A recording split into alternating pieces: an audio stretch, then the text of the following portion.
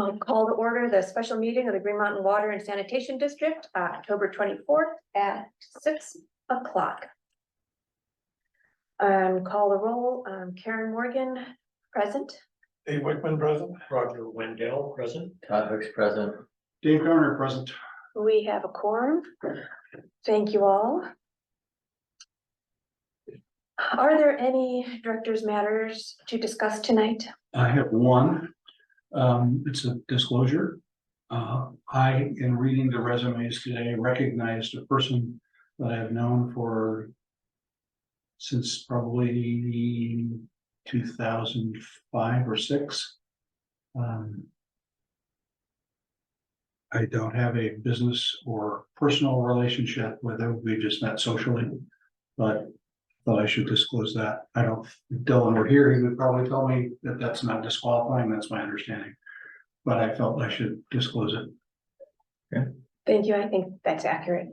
Thanks for letting us know. Mhm. Anything else?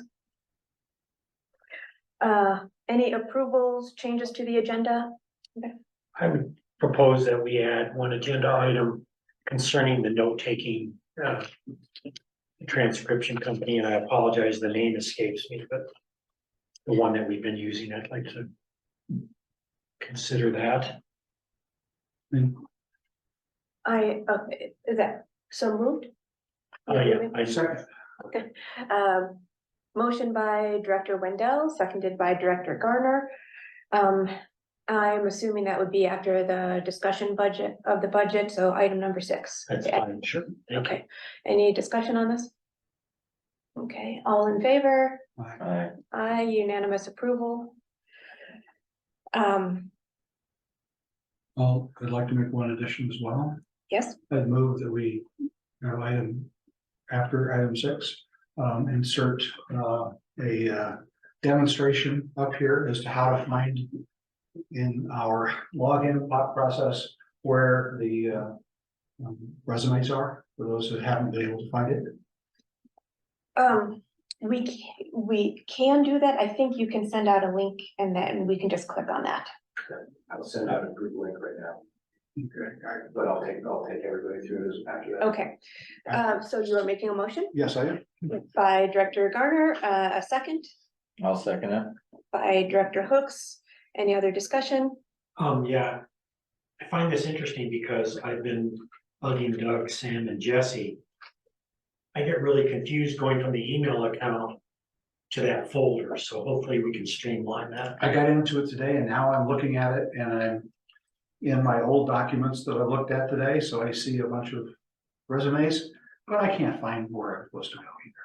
Okay, good. And I used to run an IT department in the Pentagon, and I don't know how to do this. All right, I feel better, thank you. All in favor? Aye. Aye, unanimous approval for adding item 7. Anything else?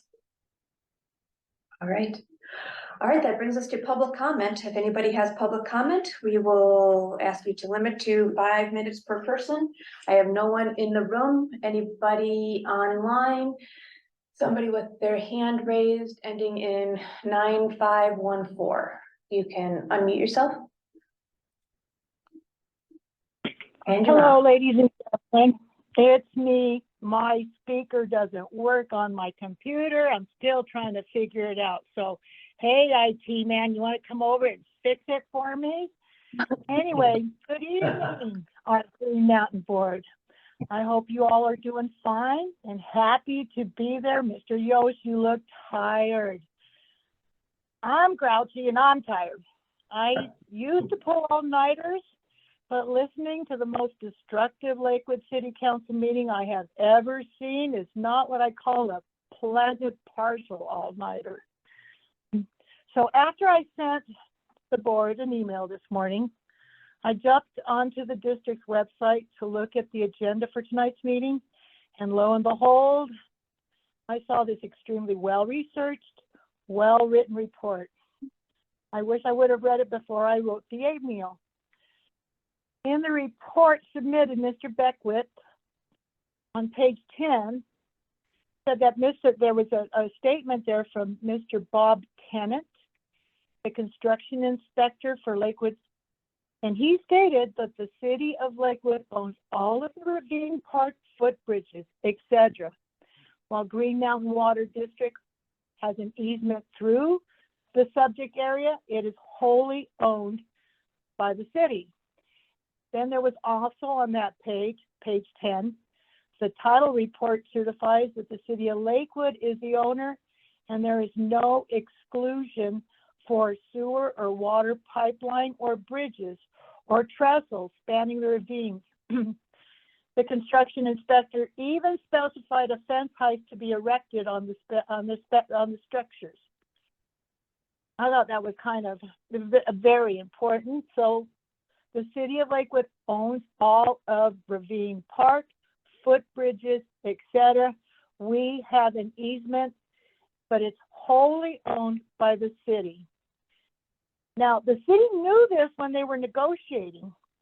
They were being very dishonest. They were being deceptive. They were negotiating in bad faith, not in good faith. How is it now our responsibility for the majority and possibly all of the ravine structures? It's a park. It doesn't belong to Green Mountain Water. It belongs to the city of Lakewood. There is no binding agreement between Lakewood or Green Mountain, and that should stay that way. Green Mountain doesn't own anything at the Ravine Park. The almighty city of Lakewood is responsible for their property and anything and everything that's located on their property, period. All right, I didn't want to bring that up. I'm always so nice to you guys, and you know, the coloring here is really bad. It's yellow. You guys are all yellow today. It looks like you're gonna puke or something. Anyway, I hope you guys do fine. I hope everything's all right. I see you, David. You got to smile, honey. Bye-bye. Thank you. Anybody else online? I don't see any hands raised. So public comment will be going, and closed. Could I ask, are either one of those iPhones the people that are recording our meeting and, you know, doing the minutes? Do we have a minute taker on the line? I do not know. I would assume not. Ask them to take it as doing meetings. They do themselves. Yeah. Well, it just got me saying they're gonna do a better job. I was like, are they here today? Yeah, they make the minutes off the recording, off the public. Okay, recording. okay. All right, that brings us to the discussion of the budget. Has everybody had a chance to look at Doug's latest masterpiece? This is, This is the one from the 18th. yes, that sounds right. I'd have to look and make sure. My answer is yes. All right, I agree with everything you say, Dave. The big change in that was the reserve rate, which was supposed to be discussed next. So I'll wait on that and go in order. First up was a discussion of the proposed tap fees that Sam has calculated for us. I'm gonna start by saying this was a big job to look at tap fees and bringing in lots of different pieces of our infrastructure. And thanks to those pieces getting done by a couple members of staff and our temporary engineer, Mr. Yost here, pulling things together, and Sam volunteering to dive into a whole lot of work. He's got some updated numbers for us. So I just want to say thank you very much for that. What have you got? All right, so essentially been working to build a comprehensive asset list for our CIP projects and our IRP projects, and utilizing that data. Really quick. What's that? Do you want to share the screen or not? Just FYI. Yeah, we probably do.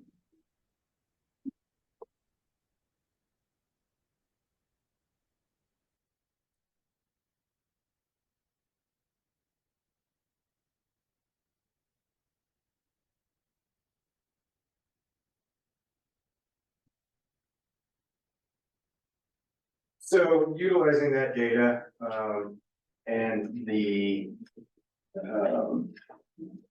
calculation pieces that Dr. Raftellus had previously brought to us, I think we have the most comprehensive view of our asset value that we've had today. I can take you through piece by piece of what goes into system development fee and what these components are. So the top number is the value of the system. We are working off of a replacement cost new value. There's several ways that can be calculated. Historically, we've gone with it's divided into assets for the water system and separate assets for the sewer system. And that's just physical water and sewer supply systems, not including property, equipment.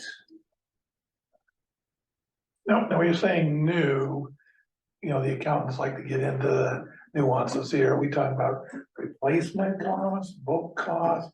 What's your definition of new? Replacement cost new. Replacement cost, if we were to, the numbers that we're using for this are numbers from our engineer. If we were to plan a project right now, the number, so for our 2024 projects, this is the footage cost that we're using to calculate the budget for the 2024. And you get that by doing a little bid talking. It's like, what would the price be, sort of thing? Yeah. Okay, gotcha. Yeah. So that goes into you then add the capital reserves.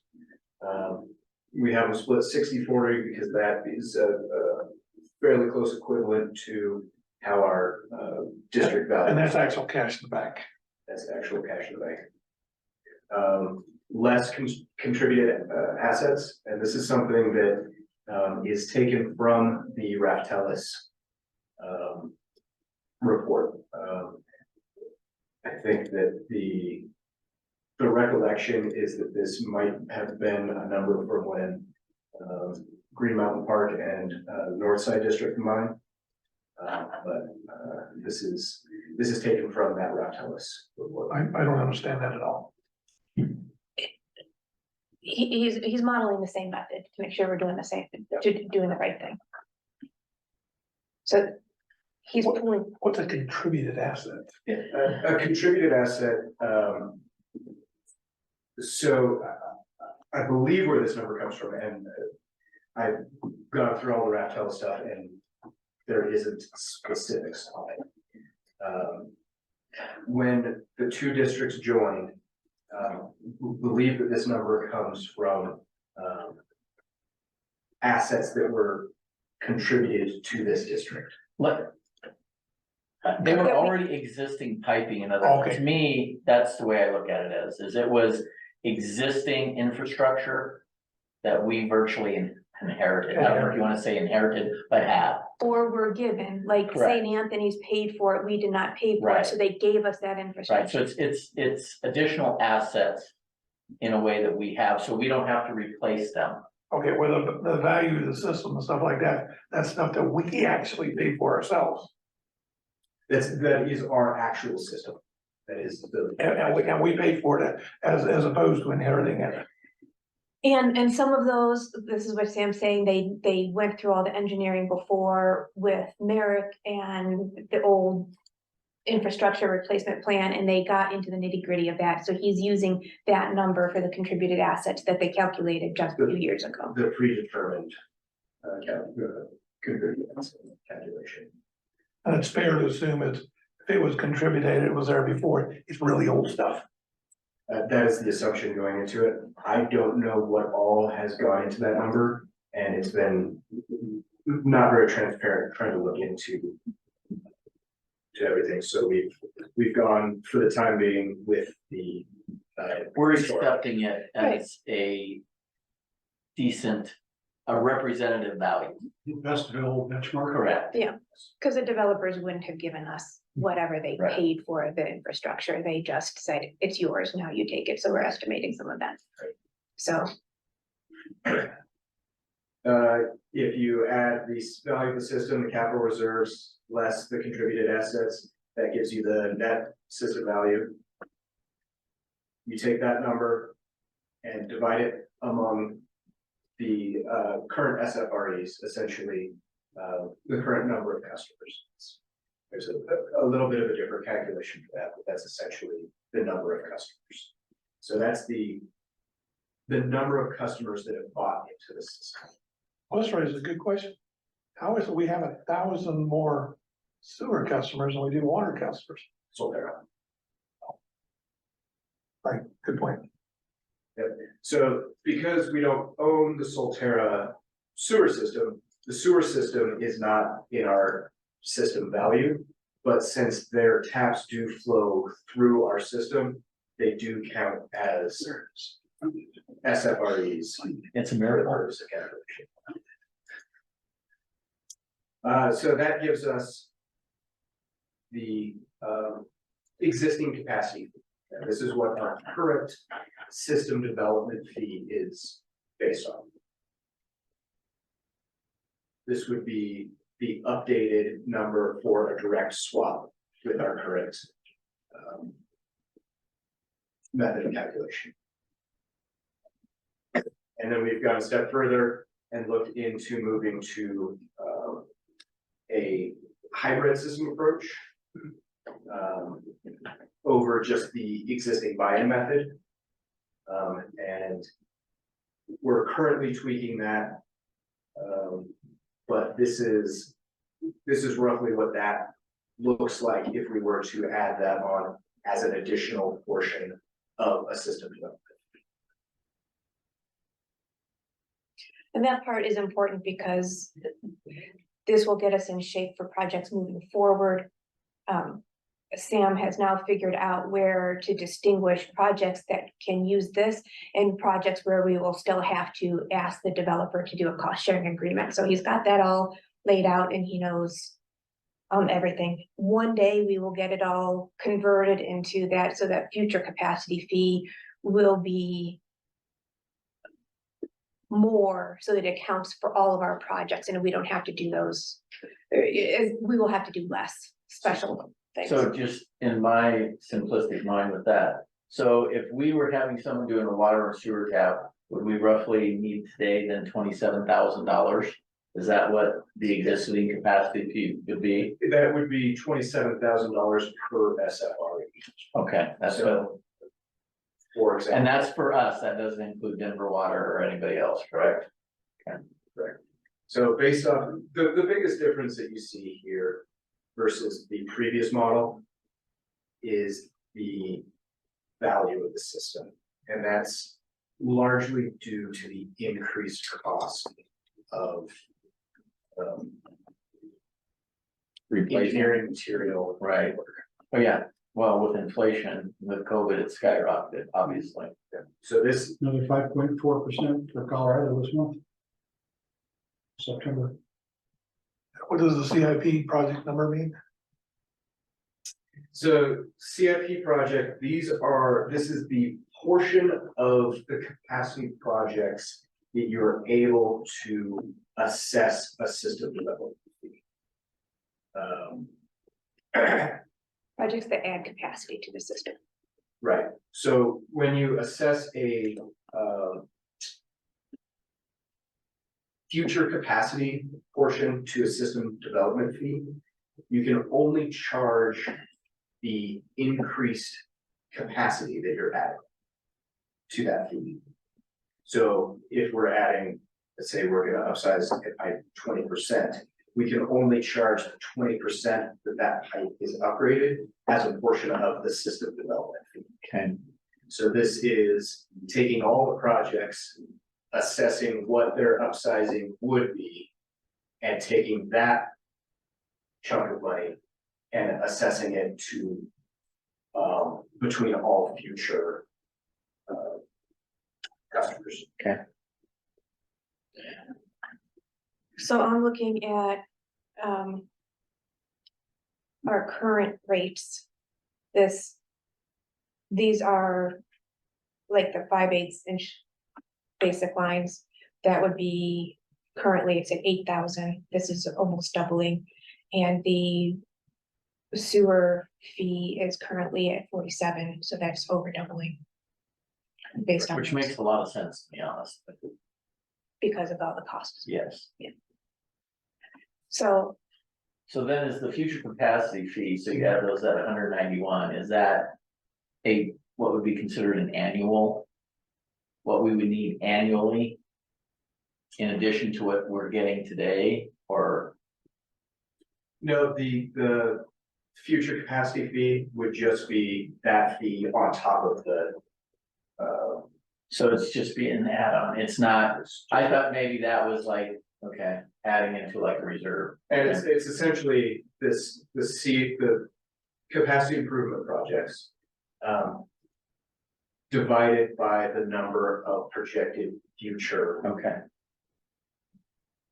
So the difference between these two numbers right here is 7,770. gotcha. 943,000 divided by 7,775 would be an additional 120 per SFR. Gotcha. One of the caveats to this is that this would be add a layer of accounting where any portion of the fee that is future capacity would need to be Broken out. specifically to address CIP projects. You have the restricted capital, or restricted system development that you're talking about. okay, All right, bear with me. So where are we coming up with the CIP numbers? I'm thinking if you're talking about future expansions and stuff like that, it's like, well, it's limited number of future expansions. How do you come up with a number to throw in at this point? The future expansions are based on our master plan. Master plan. So essentially what Merrick did in our master plan for the future scenario was there were two main components, areas that they were concerned about growth. Infill growth for ADUs and further development in areas, high density areas like Union Boulevard. So for the future model, they projected there was a 50% ADU increase. 50% of all eligible lots would have an ADU, and how that would affect flow. And then along the Union corridor, they essentially just took parcels of land and attributed SFREs to that piece of land based on potential use based on zone. So something could be zoned for a 15-story high-rise apartment. They calculated it as that, and to give us a peak anticipated. What was the date of the Merrick work? That one was completed in 2020. 2020, so that would not have included that, or did it include the big Union construction project? The Union and Cedar. Or are you talking the Federal Center? What are you talking? Talking about the big apartment complex. The one that's right there up on South Bend Gordon? 66 South Bend Gordon. Yes. Yeah. That was actually, that had gone into the model prior, so that was added as current capacity, not future capacity. Okay. So of these numbers, proportionally, how much is this ADU versus how much is Union Boulevard? We need to get into the master plan to get exactly that number. 50% of eligible lots is about, I think there's a little over 5,000 eligible lots, so it's 2,700 ADUs. but it came down to a couple pipe segments. I mean, it wasn't everything in the district, and so those are the ones we've talked about, those are the ones on the plan. So I can go over to the calculation portion of this. So this is a list of every sewer pipe that with that projected future growth would reach a capacity issue. Capacity at 0.7 or capacity at what it was before? Capacity of 0.75, the 0.75 DRD, the newly assigned or adjusted. That was 0.7. So did I. I think it's 0.72. 0.7, yeah. We'll look. And no, I made And I the think motion. you have said that. It was my before, motion, so I remember Yeah. it pretty well. So, yeah, they're all new calculations, but this part of it, of his calculation, I mean, cause that it will change as we get some better numbers, but the important piece is to change over into this method to capture the ability to do that. And the goal of this is to continue improving it, continue to add data, and having it be a working living document. Right. Yeah, it'll get refined as things are going. Exactly. And it will also give us a tool that as we roll into the new year, we can, you know, apply the new construction rates and have a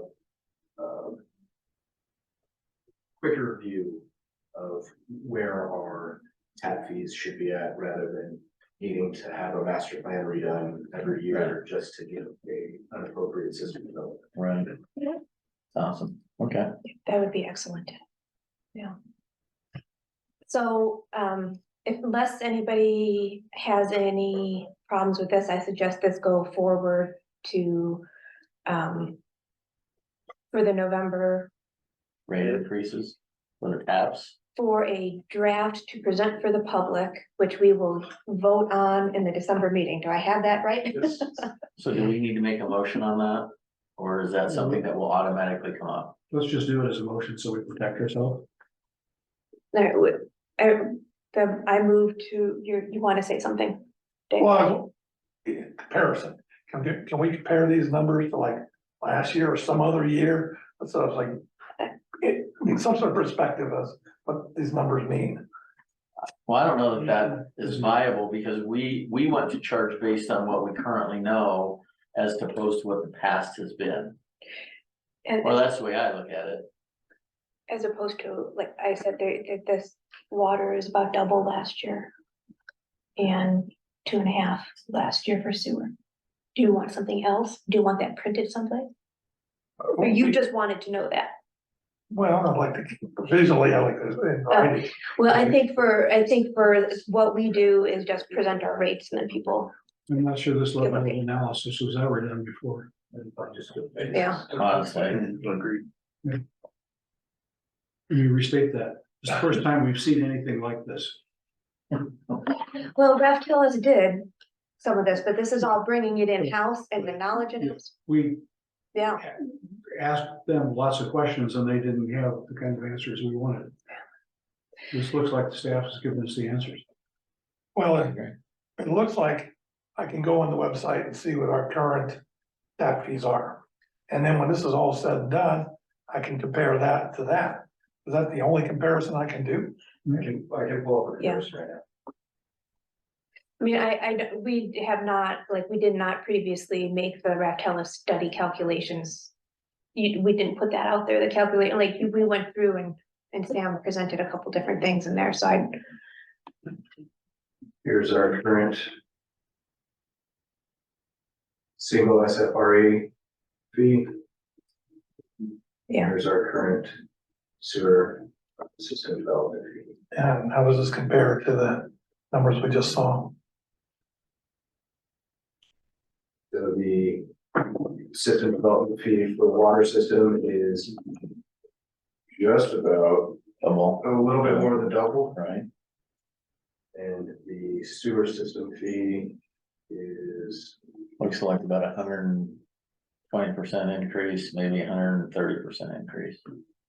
So yeah, both of them have more than double, but the sewers slightly. and like I said, most of that is tied to the value of the system. When we really dove down and got into the detail of our system value and got some engineering numbers on cost to replace new. That's how, that caused the biggest shift. Well, I would like to move that you put update. Can you go back to our current rates?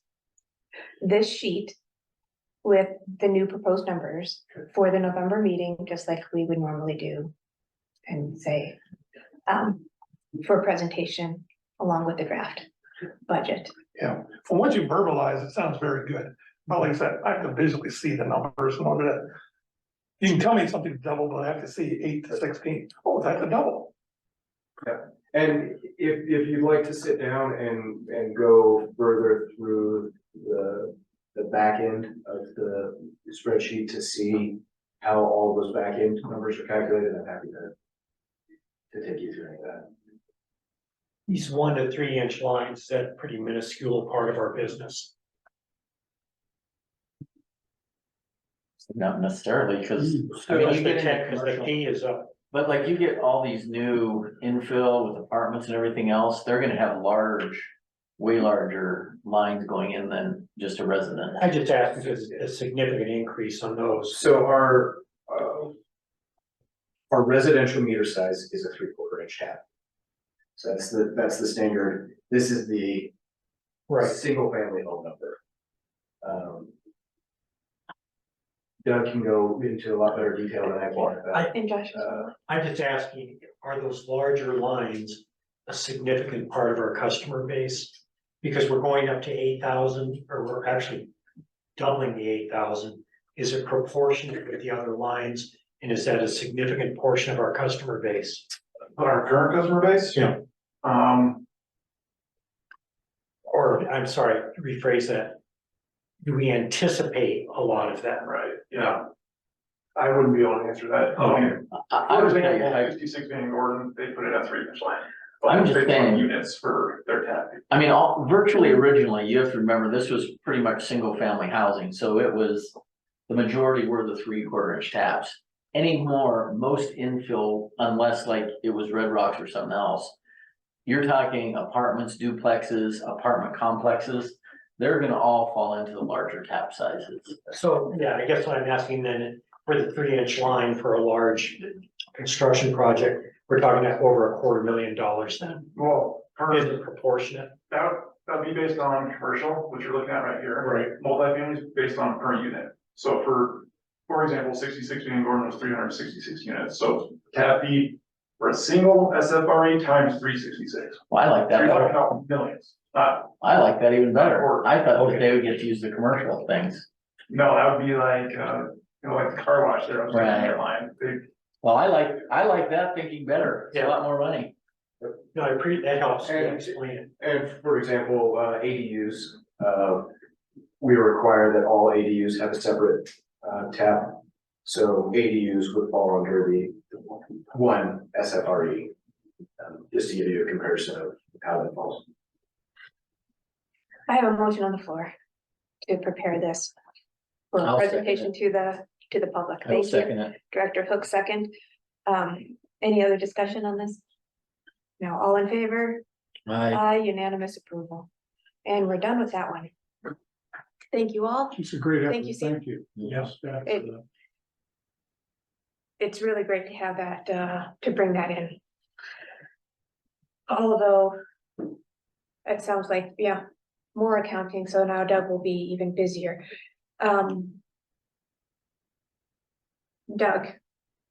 that means you are on for discussing the budget for the capital reserve rate. Could you bring up that just the summary of the budget, please? So that we can see how we balance things out.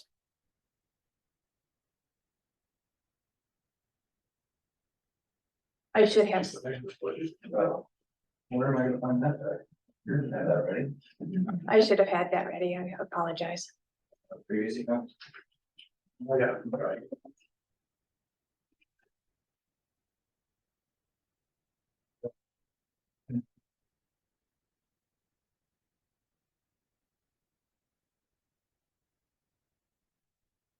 Draft budget. Here. I don't think that.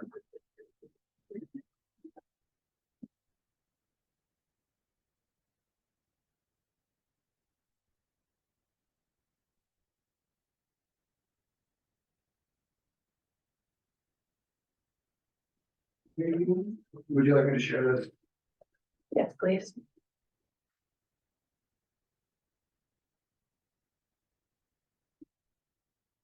By the way, Doug, I did like the new table of contents. Organized, Thought that would be easier to navigate. love it. I meant to say that last time.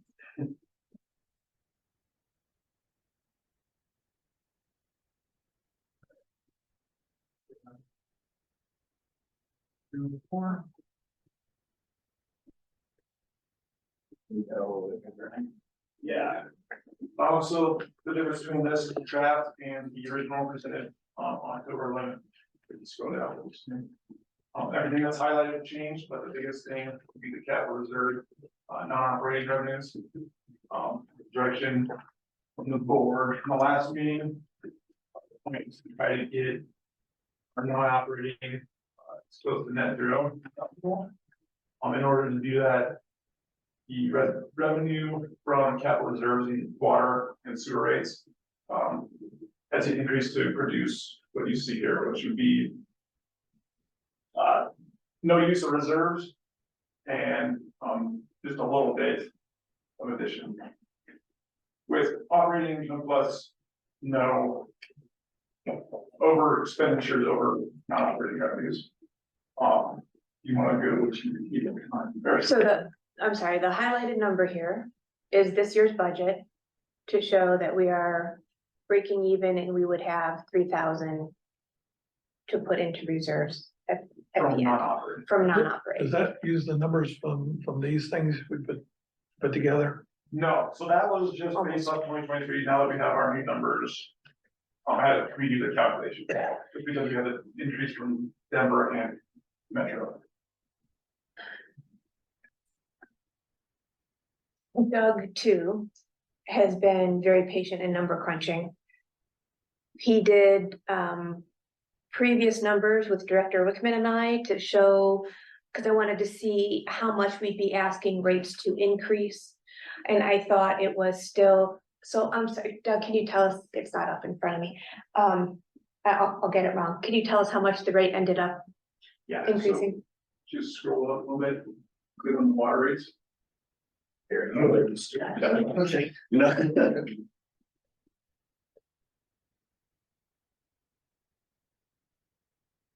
I'm glad I'm not the only one who can't remember the numbers right off there. If you scroll. I've told you, for an economist, numbers all look the same to me. It's like, so this is the big change. So it went from $1.03 per 1,000 gallons to $1.80, and this is just the water rate. In the first budget presentation, which was no increase to capital reserves, that was 2.5%. So you can see how much that increase would be. Just with the capital reserve rates, as well as Denver water pass. And what would be the total amount of money raised doing that? So we went from. If you have that other document. I keep going back to when we did the iterations of 3 million, 4 million, 5 million, 6 million. What did we finally end up? Another one you just said.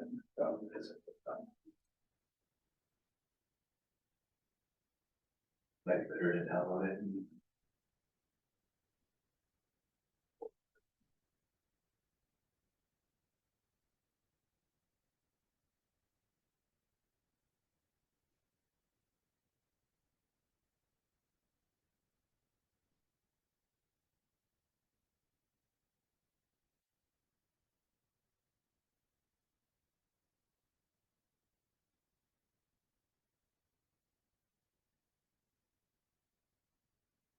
I did update. Oops.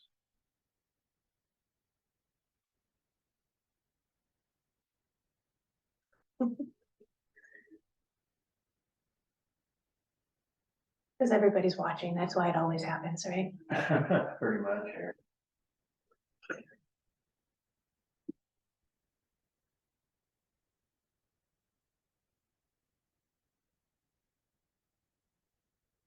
There we go. So this is updated with the draft budgets that, like the ones you have printed out there, too. And does that mean we settled But on? here's the difference, yeah, so. This is what was originally presented. This shows you what those increases were. This shows the effect on high user, an average user, and a low user. Here's the percentages for a bill increase and the dollar amounts. That was the original draft. What we just showed you on this draft budget, this newest one, would be this difference. So that 15.5% per tier, super 18. Okay, that's breaking it down for individuals, but in total, how much more money are we putting into reserves? So in total, this one shows 3,981,000. Okay, And it's not going into reserve, this is covering our capital costs.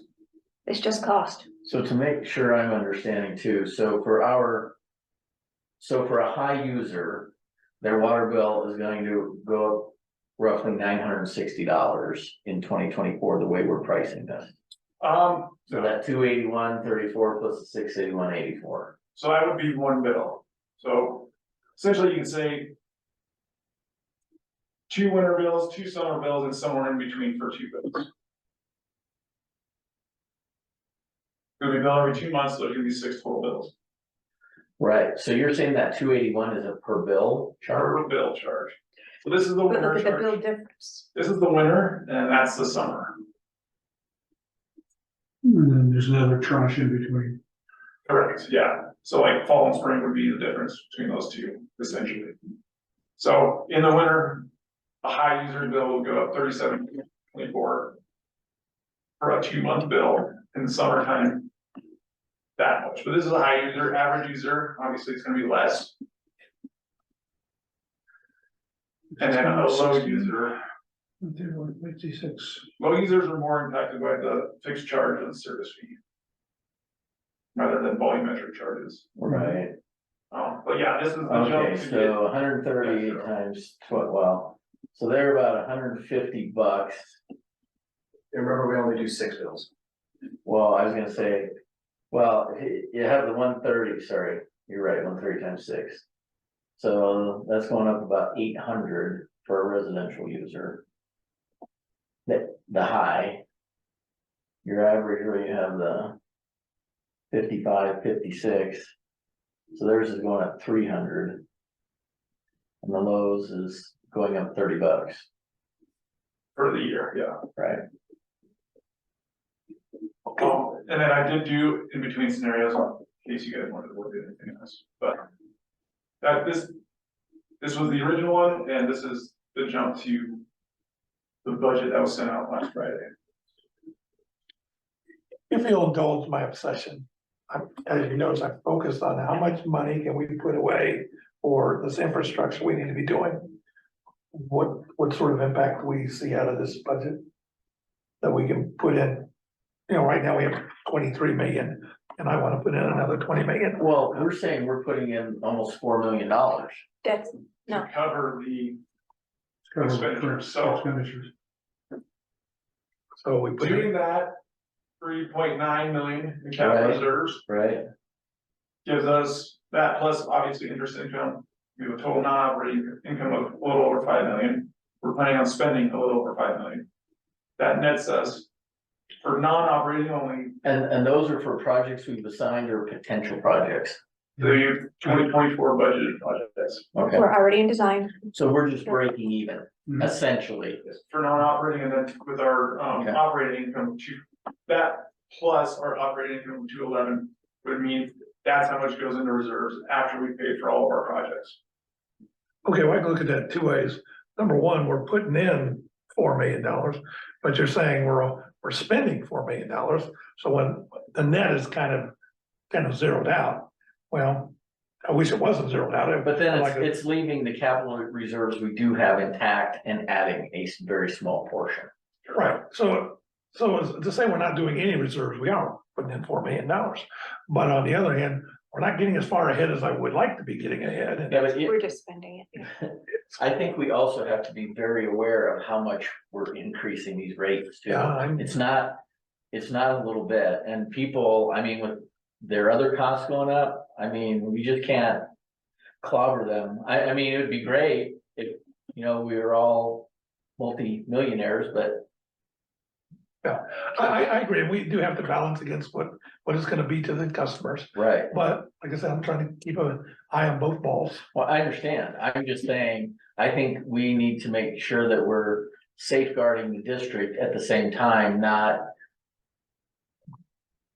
trying to get everything at once, which, I mean, we're obviously not, but I mean, we just need to balance so that the customers are within a district that's very viable and can easily take care of the issues without having them feel like they can't even have a glass of water. So, and that was kind of why I had that financial plan on the same discussion line, because some of this comes out into what are you gonna do next year? And you're gonna, so I think, and I asked Director Whitman has been very valuable in helping with that. But the point is to get on a plan, and my plan that I sent out is obviously not economically savvy, I'll say. But the point is to get on something and refine it, so that we have some kind of basis. Same thing with the tap fee calculations, get on something and get some guidelines so that you know where you're at and keep going. So if you start this year with covering your costs, and then the financial plan would increase the costs, increase the savings, and you're going up over time. And so part of that is, we'll have to refine that later. But for this year, how does this look for a reserve rate and fees? Just to break even on what we've already asked to be done. I mean, 15, whatever percent is pretty high, but at the same time, I do agree, we have to start somewhere. I mean, and. Yeah, we put this off for years. All right, and so unfortunately, at some point, we have to bite the bullet and pay the piper. If we don't do it And so now, we it'll be start more right, expensive next year. right. Forward. And so And that's the thing, it's better to have. it's not my favorite for our customers, but I think it's sound financially. Yeah, the gradual like increase is that far too. better than a shock somewhere in the future. So, Anyway, You know, that's my thought. we're in an industry segment here where costs are higher than society deals with in regular day-to-day life. And if we don't, how do I say this in a polite way? The difference between the inflation rate that people experience, which is horrible, was it 12% over the last 2 years? Probably more than that, Probably more than realistically. that. Anyway, in our industry, what it costs to replace pipe these days is more in the order of 15, 16, 17%. So we have to take the big step up before we can start to do the gradual increase, is what I'm trying to say, I guess. And folks just have to recognize that if they want the system to work efficiently, that's what we have to do. If we don't do that, then the system gets older. We're already beginning to see the effects of pipe that's a decade or more beyond its expected useful life. Well, and I hope for our sake, they last far longer than Yeah, that. but they're just, it's just not sustainable. Yeah, and to me, I mean, I'm certainly no infrastructure specialist, but I would actually hope that, you know, like, I'll just use sewer, and I'm, again, no, but like a sewer pipe where the water is more just running freely, not really under pressure unless you have like a major storm that literally inundates it.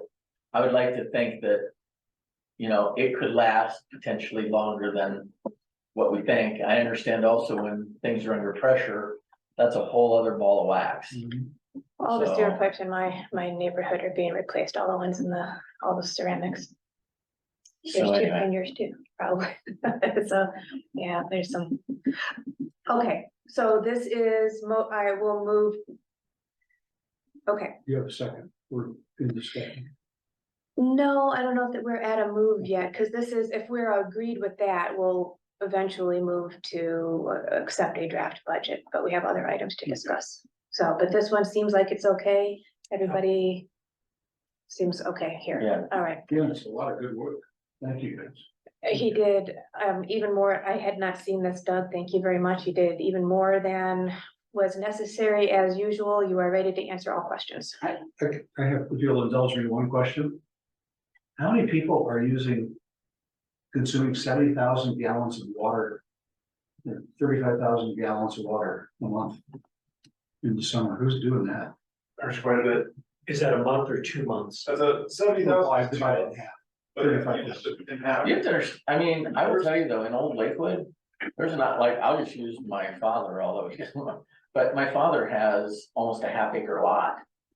And even though he has a lot of rock and other stuff, there's a lot of lawn and everything to be watered. So, I mean, if people have larger lots, that's not unrealistic. And unfortunately, even over 100,000 gallons is not that rare to see. Wow. On certain customers, certain customers, it's very normal.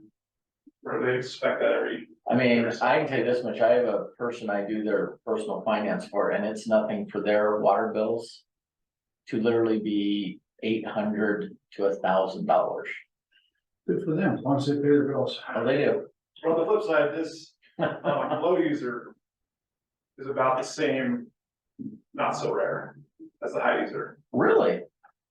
Yeah, I'd say average user is probably, let's say 70%, and then the other 15 split high and low.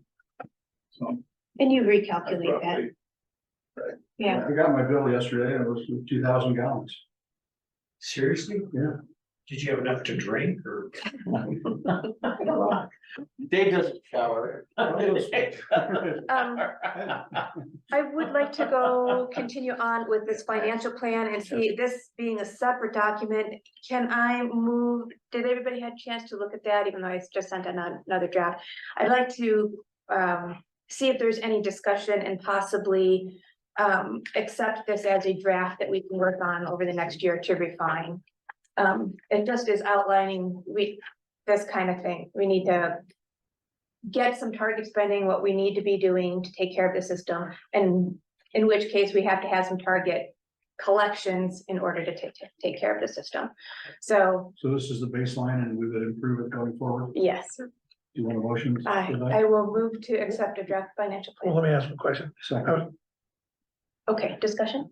I was doing the math, and like item 2, I thought you were saying that 15 million and 5 million would be 20 million, but then it says 25 up here. I'm kind of trying to understand the discrepancy. I wish I could explain. I'm probably just wrong on one of them. So, I figured the answer to this is 20, I think is correct. it's probably 20, yeah. Okay, well, good. So. In how, and actually, I think I just guesstimated on the sewer, because some of the sewer numbers were still populating. So we don't have those, and I was guessing. So the numbers will have to be figured out. If we can pass this, somebody more knowledgeable, and the other thinking is, while it's in discussion, what do you? I'm gonna pass it to, if we can approve this and pass it around and see what you all would recommend for, is this something you're wanting to handle and adjust? I mean, I think there was a financial plan from Raftellus.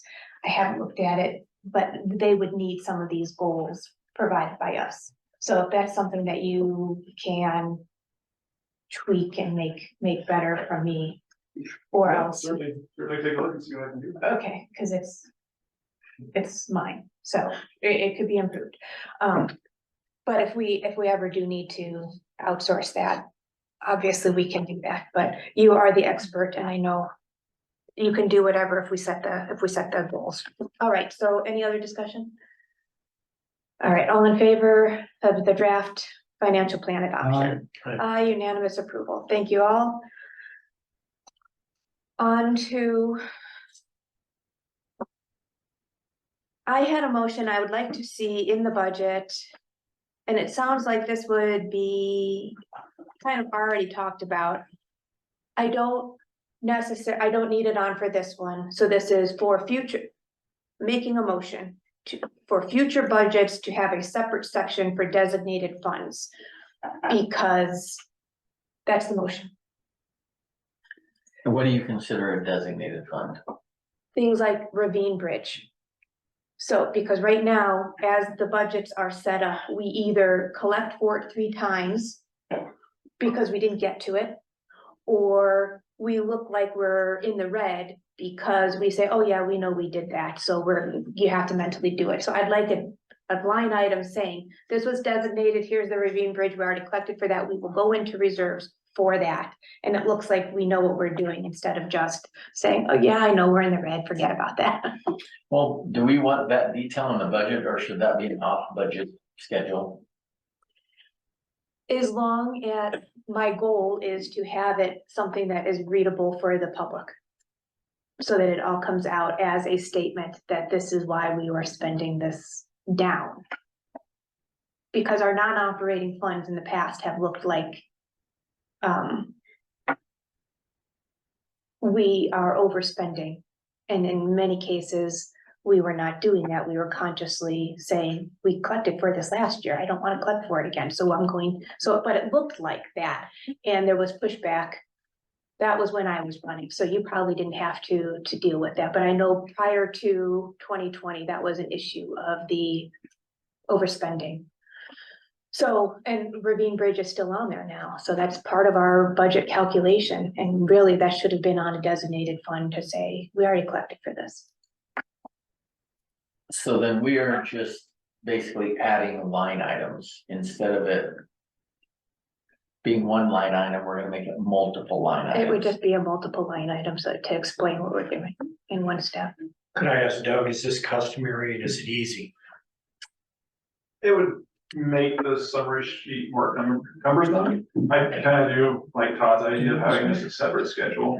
For example, when you're looking at the budget, we only see 1 year actual, 1 year projected, then 1 year budget. So you're not going to see the last 2 or 3 years. We could create a schedule strictly showing what we pulled in for non-operating for the last 10 years, what we've spent in the last 10 years, and break it down to project and show which projects are repeating.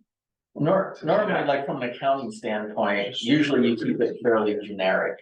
Sure. I mean, that's, I guess why I'm thinking about the off thing, but I mean, I understand the principle you're driving for. You're saying transparency and disclosure. That's what I'm hearing. That's what, you're right. And if we can accomplish that a separate way, that is fine. The designated and in the financial plan where we're talking about, so I know Doug will get to that, is to do these designated funds anyway, so that because we should be collecting, this year we have a big jump, but next year we should also be including savings to cover a project. And that will automatically should go into the designated fund, not into the reserve, so that we're not drawing down the 20 million. 20 million at our current rate is 2 years of projects at 8 million. So that's not a lot. So, but from now on, we should be line item. So do you have a counter motion? I will I don't know repeal if I that have a motion. counter motion. I guess I'm just looking at it like, as I've always been taught to do financial statements. Sure. And I mean, so normally we just have, like, you'll have the main items and then we just have off literally schedules that summarize those things off to the side. And it's not that, I mean, I guess that could be a document that could also be available as, you know, a backup to the budget. But wouldn't you bring in that number as a line item? Well, to me, in a separate doc, so it's kind of like, and I mean, this isn't a great example, but let's say you have accounts payable. We might have 50 people we owe, so we know we owe those people $812,016, whatever. but we don't show them all so that they get to see who pays. That's a whole other schedule that feeds into it. Sam, could I see the budget again?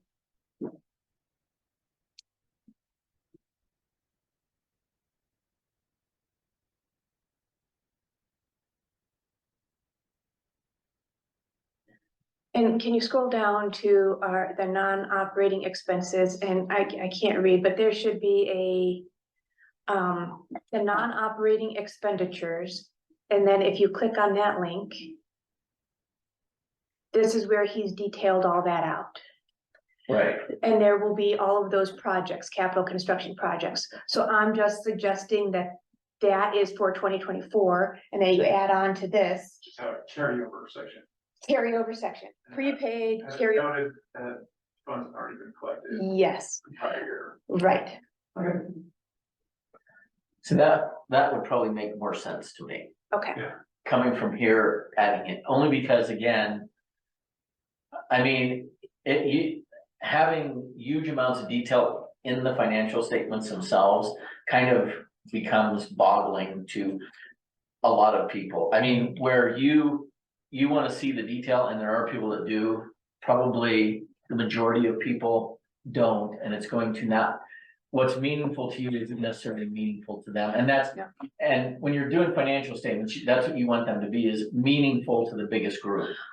no, I agree, and I should, so this was a useful exercise, thank you, because this is, obviously, the detail is always in this page. Yeah, and they kind of use, it's like even the auditors, like it's the, whatever, if you have FASB, you have like these different governing agencies. Yeah. That essentially say, hey, this is how we would like you to report it for consistency's sake.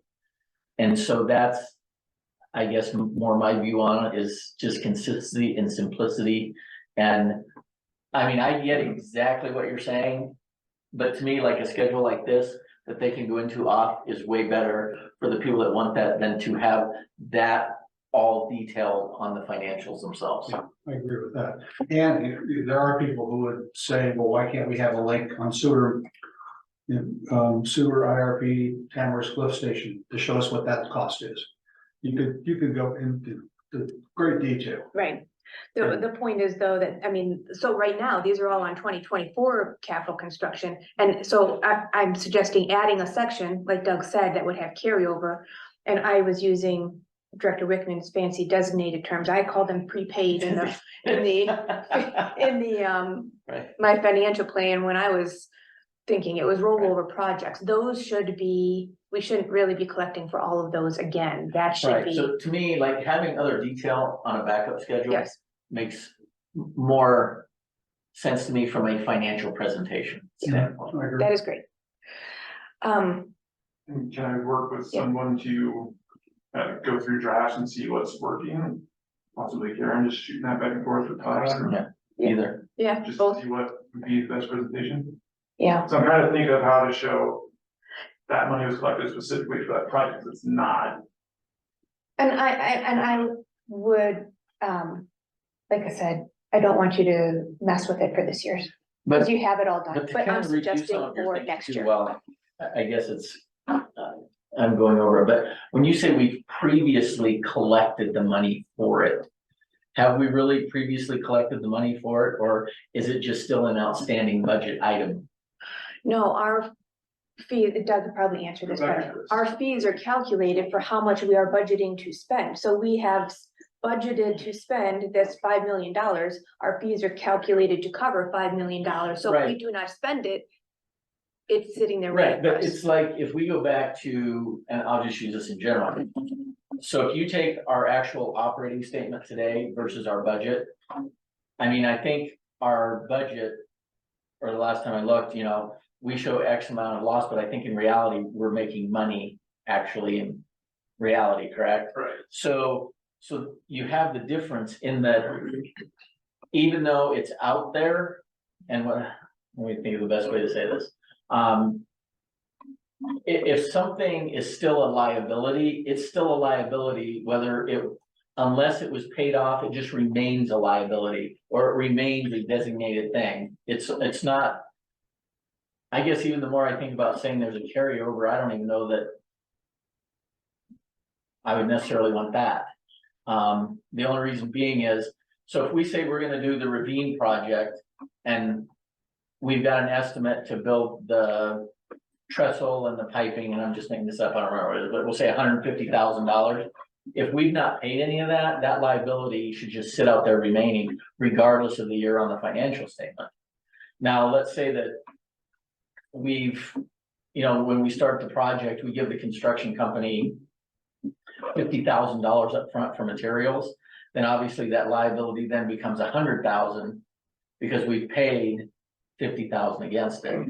And so it would remain as a liability until the time it's paid off. Yes. So to me, just saying, I guess like the carryover, I mean, it's either an amount we owe like a liability, you're calling it designated. To me, I look at things financially as that's like if we've contracted for that amount, we've created a liability, a contractual liability to pay for that item. Yeah, but I think we're talking it a little bit two different things. Doug, did you want to say something? I was just gonna say the illustration for the carryover already having designated funds kind of shows right here. So this is the 2023 budget. So we were budgeted to spend 5.5 million, almost 6. And this is what we're projected to be spending this year. So the difference in that is going into reserves to be spent at a later date. So I guess Karen's just trying to get more of a detailed schedule showing that. Yeah. Well, Because, and to me, like I said, as a backup, that I guess is fine, but at the same thing to me, just because we budgeted something and we've not spent it. I mean, we have the reality of where we've already been. If it's an obligation, If it's an obligation, it should remain essentially obviously as a liability, like any other liability. But we designated, so we're $2 million under what we thought we would spend. right, Now, if we actually collect that money, so then we're that much better to the reserve, right? yes. But the liability can still remain on the, We still have those projects to do. correct. The liability for the project still remains out there. It moves in as an. And I'm looking them as liabilities as opposed to, I mean, you can call them, when it's a capital thing, a capital designated fund. To me, we're essentially, from a budget standpoint, creating a liability to pay something. We're saying we're going to pay potentially $5.586 million to repair things, but we've only actually spent $3.5 million. Yes, Or that's what we're expecting to spend, if not. but unless we put it as a carryover, then that amount is still taking up a spot. So Ravine Bridge has taken up a project spot for 3 years. And we should be, if that liability, everything you're saying is right. I agree, but I want a budget for a new project and I want to collect for the new project. I don't want to budget again for the old project and collect fees to cover that again. I mean, I hear what you're saying. Am I saying it wrong? But I don't know that we're technically Yeah, we haven't, we haven't really collected the money for that. Yes, we just have. from our general operating budget. I mean, so is one of those, I can't see the top, but which one is our actual? Okay, so the first line, so if we go over to column 1, so now we can go back down to the bottom, that'd be great. So right now, we've literally made $2.947 million. From that capital reserve part, there's the 1.334 million. So we're contributing that money. That money is in theory going into our coffers as additional. I mean, it increases our funds available. So instead of 23 million, now we're at 24,553 because we've actually gone up about $1.5 million. So how is that, that's what I'm saying, how is that not collecting funds for that project? Well, You've collected But what I'm $1 just million saying, for that still, project. there's still the money that has to be paid. Right, But where you're saying That- you're collecting it again, if it was not a project that was completed. I mean, to me, I guess the way you're looking at it as is old projects, we would never collect again, only new projects, but we have to cover everything that's outstanding every year, because other things get factored in here by accident. yeah, but I wanna cover both the new and the old, so like, if this is. So this, and do I have the right number, like this, it would be in the capital outlay in this number, is that right? So the first column is 2022 actual, second column is 2023 budget, third column is 2023 projected. Okay, so in here is $1 million collected, we are thinking to spend for however much it was for Ricky. Right. In here is the $1 million that we're going to think that we're gonna spend for Ricky. Right. This number, we need to calculate and raise our rates to class 4, and you're saying that this is going up, and we are doing that. Now, if I could have another line that's in here for carryover here, line 38 would be carryover, and it would put the $1 million here, and it would be itemized on the schedule. I mean, that would be fine. I The guess it all difference would gets be- forced out. No, what I'm trying to accomplish is to take it out of here so that we can budget to cover the rates for the current numbers. And then when this turns red, we say, well, we want it to match the carryover. Technically, I think traditionally you would need an additional column that would be carryover numbers only. Okay, The way I've seen that handled in the past for large construction projects at Cape Canaveral, for example, we're, spending, $700 million for a new launch pad. Where we had a carryover, we would identify all the undone work. Yeah. For 2023 as, construction 1, and then for 2024, it would be a new title, it would be construction 2 or construction 3.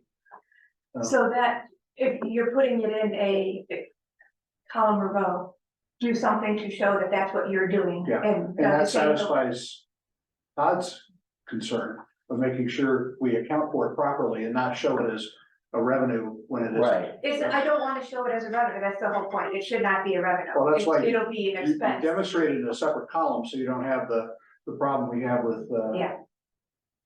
the first chart we were looking at tonight, right, I don't know the name of it. So it sounds like there are ways to do this, and we can look at that. Yes. I'd like to motion that we look into doing that for next year's budget, we'll play with the formats, and because you're on top of it for this year, and then this is a change. All right. Sorry, sad here, this. I no. understand. I'm sorry. Yeah, that's Okay, painful. did you all think of something else that we need to be thinking about No, for that? no, just side combo. Okay, it's not, I've got some ideas. great. Somebody else with ideas who knows more than me is wonderful.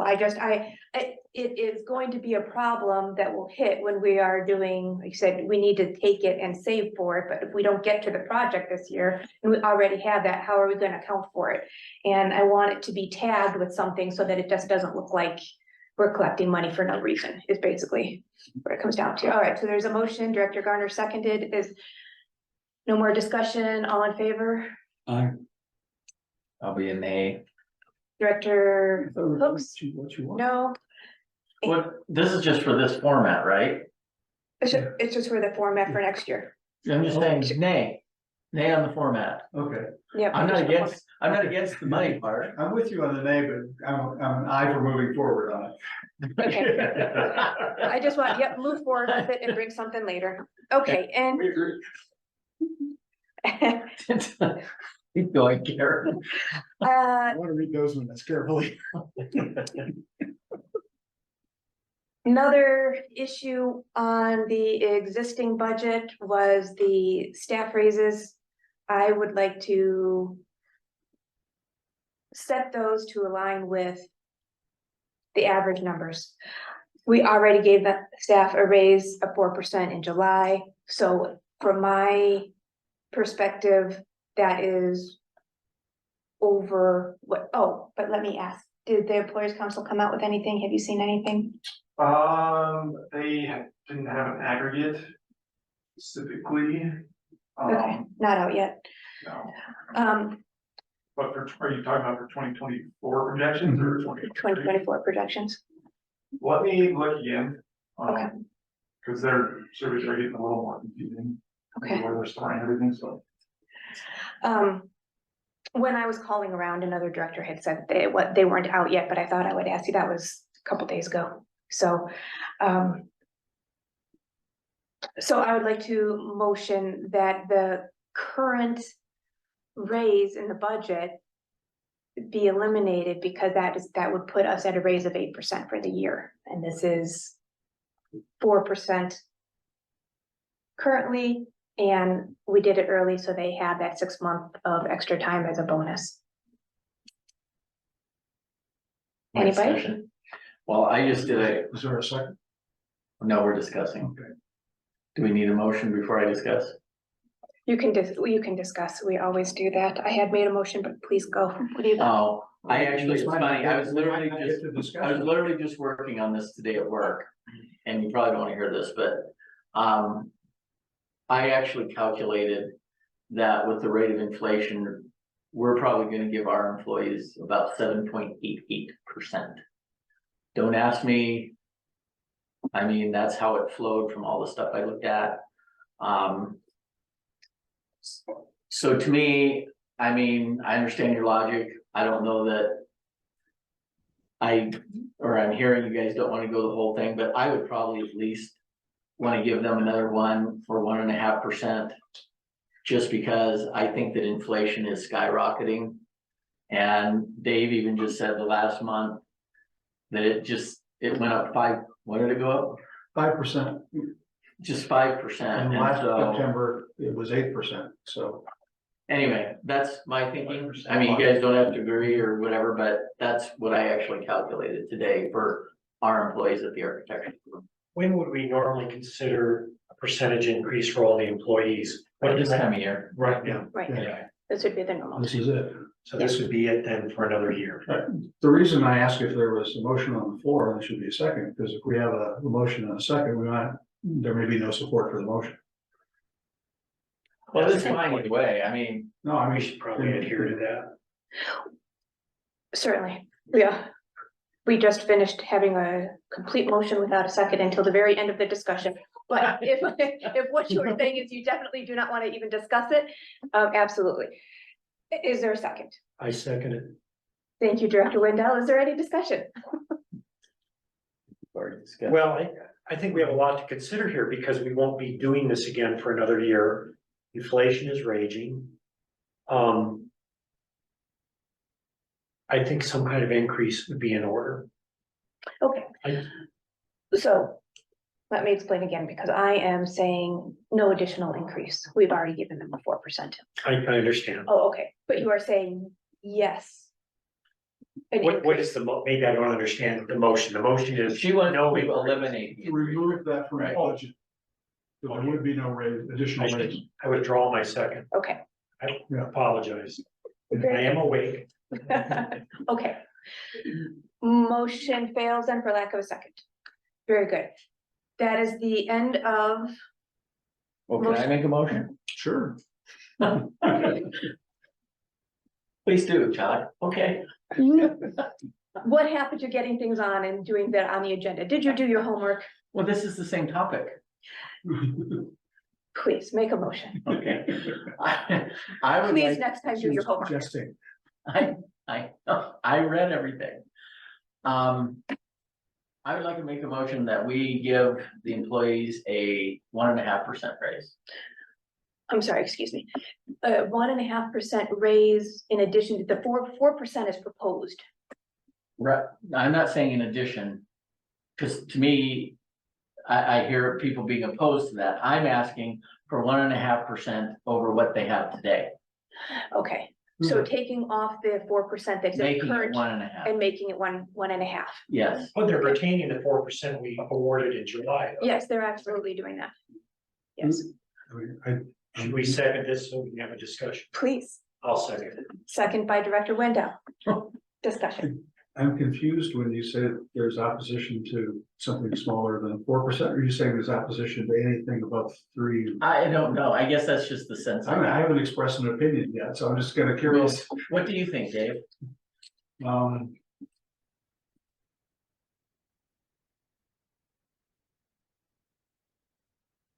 Could I ask some? Yeah. Sure. If we went with the 1.5%, could we realistically revisit this, say, in February? Take a look at what the economy's doing, the rate of inflation, and add to it if necessary. I know it would be part of the budget. Technically, we It would could. be part of the budget. But is it something we could consider? If it's in February, we Or probably, some month? we don't reach the Tabor limit because we're so early in the year, so we're probably okay. Why would the Tabor limit apply to this? We're not taxing anybody. There's some awkward language in Tabor. If you exceed a fixed budget, you run into trouble. Okay, We set a salary cap for, we might have to not hire positions, fill positions that are open in order to meet the cost. that's a good point. I wasn't aware of that. Well, I'm hesitating.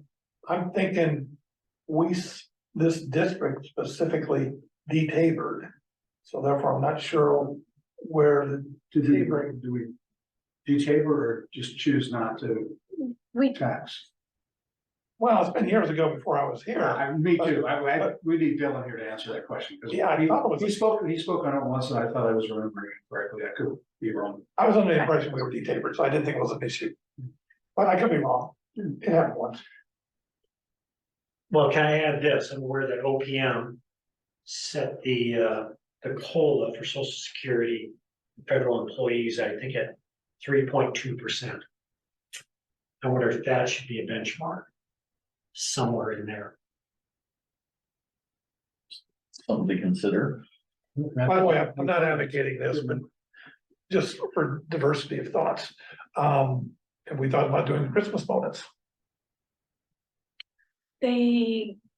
there's currently in there, it's like $500.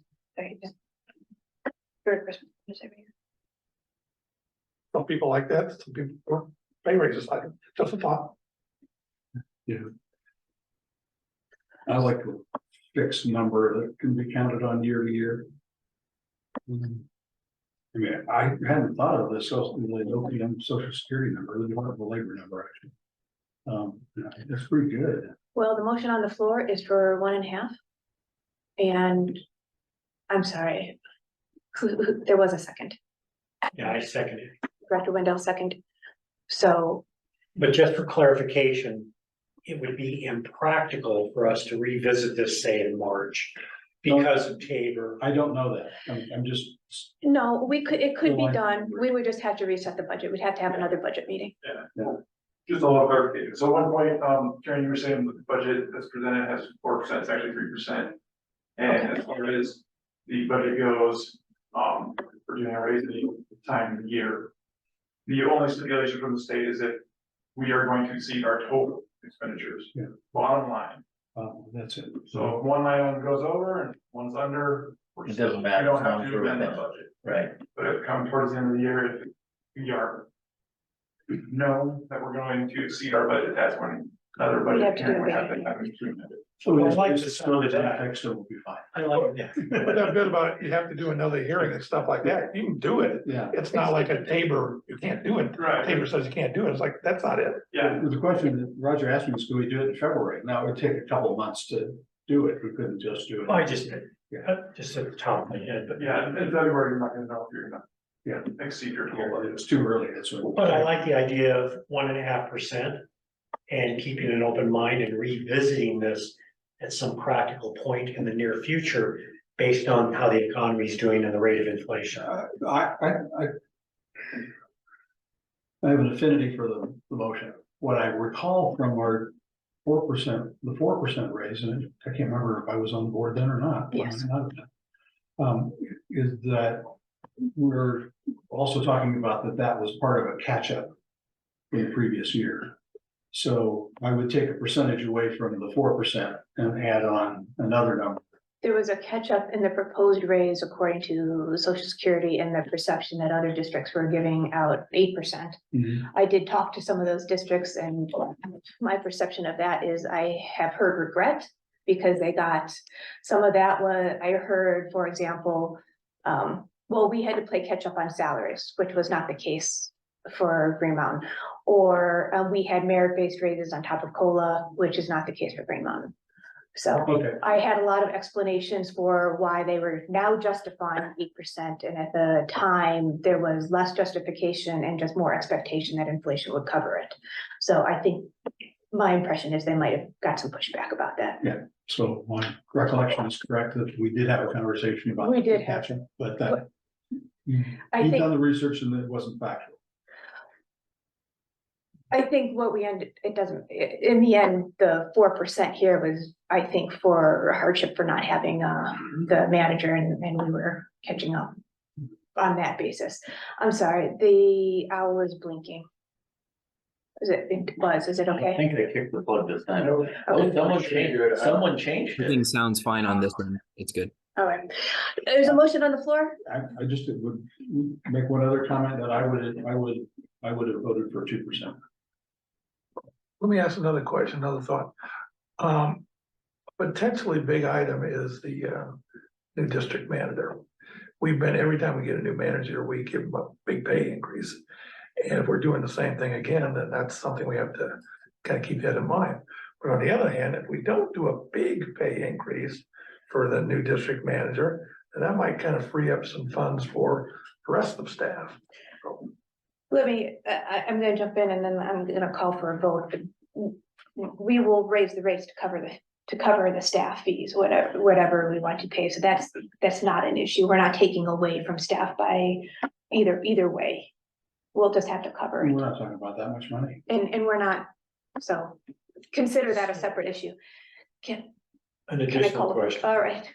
Doug, would you care to, or could you, just in rough numbers, what would 2% cost the district across the board for all employees? Do you have a rough idea?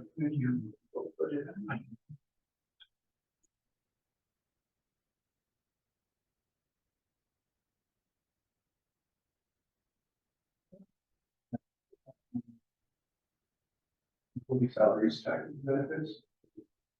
Right there.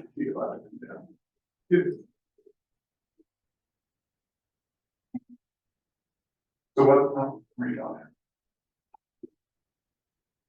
So in this one, with that 1,649,000, that is the 3%.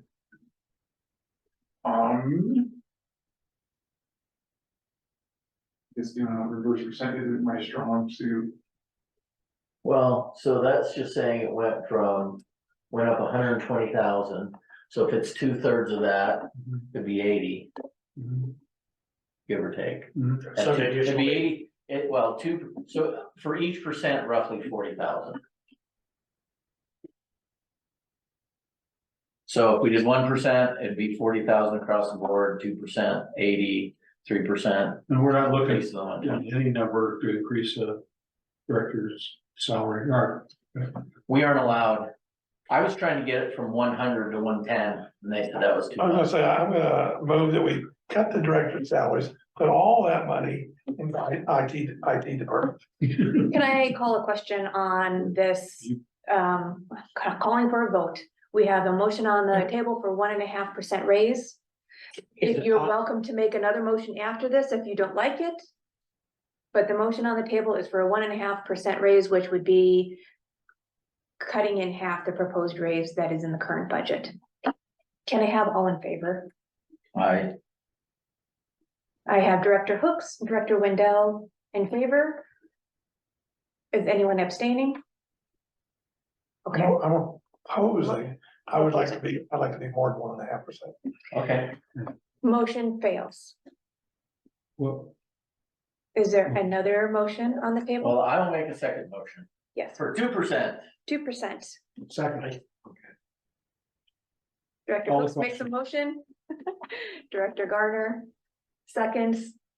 Sounds like this was already discussed. Any other points? Oh, wasn't A it? discussion. Yes, I think at 2%, I feel less pressure to immediately revisit this, but still keep it in the back of your minds in about a half year, or maybe 5 months. Again, take another look at the economy, rate of inflation.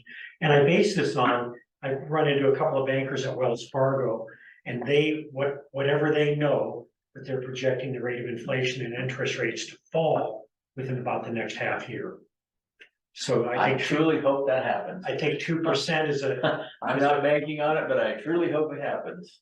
whatever Wells Fargo knows, but Yeah. I think 2% is a great jumping off point. 5 or 6 months from now, revisit this. yeah. okay. And I am looking at less inflation and more wage-based comparisons. So that was mine. All right, any other discussion? Call the question. Call a vote. All in favor? Aye.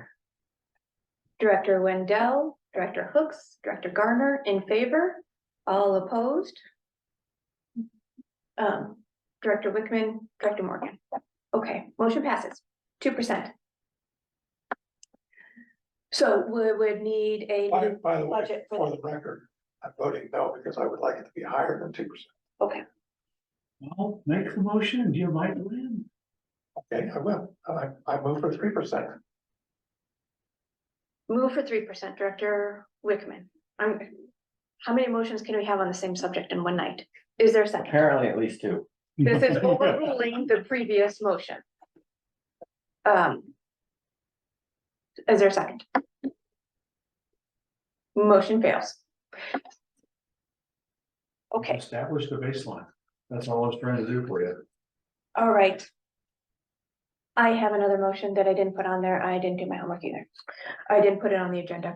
I would like to suggest a 3% merit raise for the GIS manager who has taken on new duties in capital planning and tap fee calculations. Second, Thank you. Director Garner seconds. I think that was demonstrably taking on new duties, and I have always pushed for getting the duties and showing that you are progressing like that to justify the raises. I would also like to suggest that that's outside the purview of the board, I think, but I think when we get a new manager in, I would suggest that position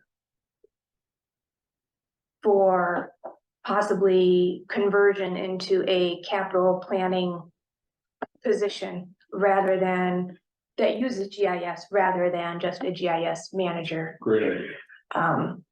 Having that knowledge in-house is a big deal. And also it's my understanding that with additional training that questions about development reviews and things will be able to be handled a lot more efficiently. So I think that's a big deal. So I would like to, and motion, it was seconded by Director Garner. Any other discussion? And to clarify, it would be 2% and 3%. 2% and 3%. All in favor? Aye. Unanimous approval. Thank you very much. And thank you for all the outstanding work that made that possible. That is all I have for discussion of the budget. Did anybody else have line items or want to see anything else on there? Right. In that case, I'd like to make a motion that we accept all previous motions and discussion and have this draft budget as amended, which would be just the 2% and the tap fees, yes, and the GIS personnel, and then the tap fees would be a separate line item, schedule item. All of that prepared for and posted to the website as draft for the public review. Second, Second by Director Garner. All in favor? Aye. Any discussion? I'm in favor of, I was gonna ask, there's some sort of time requirements. Does that meet all the Mhm. time requirements? Okay. Yeah, does that, Yeah, yeah, what one else? question. We do have some other changes that we'd like to make in the appendix A, such Okay, as permit fees. Yeah. Additional inspection fees and such that would go in the appendix A where the tap fees are. okay. Are you wanting to review that, all those revisions before we post that? I would rather not. Does anybody want So to see that? those would just be based off the other stuff we previously calculated then with, and with. Some of it's just internal, speaking Okay. inside. I'm willing to accept it. I am too. And we'll just keep draft on there when it's posted Yes, until it's formally approved at the December meeting. yes. Okay. And then that needs to go to a formal, so that motion passes unanimously, and then that needs to be posted on the website, and it has been noticed yet or not? It has been noticed. It has been noticed for got that December. on, and the budget hearing has also been noticed for December. Fantastic. Quick note, since. Are we going to include the increase to the capital reserves in that appendix as well? What you guys have just, Mhm. Yes, okay, perfect. Just- as the last draft that you had. For the whole thing. Yeah. Okay. Okay. Good. Anything else on budget? No, Thank you all for your good work. good job. Yeah, super stuff. Yeah. Lots of, lots of technicalities. All right, we are on to our new item number 6, minute taker. Director Window. Yes, I'd like to make a motion that we accept a proposal from the current, and I again apologize, I can't remember the name of the company, our current minute note taker. The owner's proposal, and we give them another chance. At the rate he specified, I think he was going to waive 7 hours or something initially. It sounded like they were very sincere. They're gonna put a lot of effort into this. It saved us a little money and we're getting caught up. So that's my motion. I'd like to know if the staff has an opinion. Oh, I'll second that, but I'd like to know if the Director staff has an Window. opinion on that. Motions, Director Garner, seconds. So Danley was, our initial representative when we went to CCG and was always extremely happy with the work that she did. That email came through, 9:30 PM on a Sunday. That to me shows a very high level of commitment to get us what we needed. Beyond that, she prepared minutes for the 2 October meetings, which I had never sent to CCG. They went on our website and she pulled the YouTube links and created minutes without ever being requested to, which I think all shows a lot of initiative and that hopefully it can keep moving in the right direction. Any other thoughts? I'm thinking this is, I guess I will vote for it, but I am skeptical. This is what their third time they have I agree with apologized. Karen. To me, I mean, giving them another chance, I think it's a great thing. And either maybe third time's the charm or third strike and you're out. So it can be one or the other. Proof will be in the pudding. Correct. It seems like the issue was with our previous, minute taker. After we first complained, we still had the same minute taker and that issue persisted. They're no longer with the company. And, So they were Danley is somebody that we had a good working relationship. All right. Can I call for a vote, please? All in favor? Aye, unanimous approval. Thank you, and thank you, Danily, for contacting us and taking initiative. On to item 7, demonstration of where to get resumes. Now you said Sam can just send us a link. Yes. So Sam, are they all automatically going to that folder? That was my confusion today. You know, I've been uploading everything as it. But you'll make sure that they all go to that? Okay, Yeah, without and- me, And me and Jesse will coordinate, make okay, sure that anything that you have gotten that might have only been sent to you also gets in there. great, okay. Um, Yeah, for the record, they've been a great help. I've just been confused. I couldn't tell what was. That's okay. I can't find them either, so. I will show you, 2 ways. I just reshared everything out. So you have an email from me out of your inbox. that says that I have shared a folder with you. Okay, Click open on that and it'll take you directly into that folder. gotcha. You can, Oh, this is completely different from what I saw last week when I, I like that. Yeah, and the, September 16th. I've been looking at the wrong folder forever. And also for clarification, we're still considering both folders, sure. both waves. Right. Okay. this folder also resides inside of the Board of Directors, shared folder under 2023 District Manager Search. Shared. See, I didn't realize it was under Nina Cudahy. I just, I mean, we could change the name of that folder. I wish we could. It's the creator of the account has ownership, and we can't remove that user without it deleting the permissions that are shared out from that. Got it, okay, yeah, that's the problem with SharePoint. Yeah. Yeah, So- it was because of the litigation hold, the retention period we had during the everything Yeah. with Sky. It just had to be frozen. Right, thank you for doing this. Okay. yeah, that's great, and Can you, I have a folder link that says 2023 DM search. Yeah, Is that still viable? It looks So- it's not still viable. so that was shared out to upload files to. Uh, So originally, I think I just shared that one out to Roger. There's it no, doesn't, that's there's what I no was edit looking at. permissions in the DM. Okay, The Board of Directors folder. okay, So I shared one out that did have edited privileges, and that got dispersed as the source instead of. yeah, okay. So I have just been looking in the wrong place, but it had a right sounding name. Thank you very much. And there are several resumes in here. And then as a Quite a few. follow-up, we're all going to make a submission of three of our Our top favorites three. by November 2nd, if I recall. I thought it was tonight. See, I thought it was can't tonight. I compare brought 3 three. days. So, but, I had it written down as the third. Friday the third. okay, Friday the 3rd. Okay, Okay, and how do we Well, submit that's those their to each last other? day for submission. Correct, okay. for resumes to be submitted. Right. Or that we would consider, but yeah, we, And do if we still see, and I'm sorry, I keep interrupting you. Do we bring those names into our November meeting? Yes, three. and then they're gonna be ranked, so you rank them, your top three, 1, 2, and 3.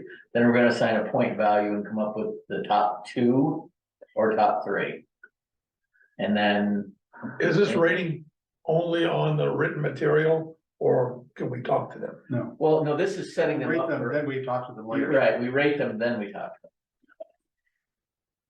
Considering that the LinkedIn, it looks like a lot of these came from the LinkedIn that just got up and active really yesterday. It's been kind of spotty. I can, if there are applications that come in after the 3rd, but before the meeting, I will look at them because I will. that would be, but bring your top 3 to the November meeting is the. Yeah, this time there are people who actually have experience in the industry.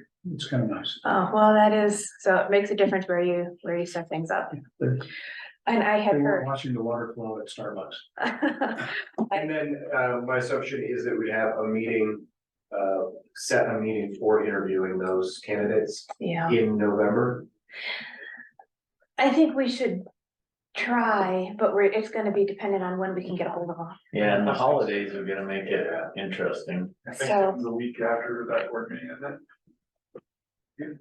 I don't. It's that early, it's week, is it usually week 3? Is the board meeting and next week is Thanksgiving. Oh, that's right. So we were talking about, yeah, first week of December. And then, cause we have second week of December was the board meeting. We'll call them the happy holiday interviews. That was work. All right, And they have to bring cookies. And that's part of the interview process. Baking skills. All right, okay, so we're set on that. Any new business from anybody?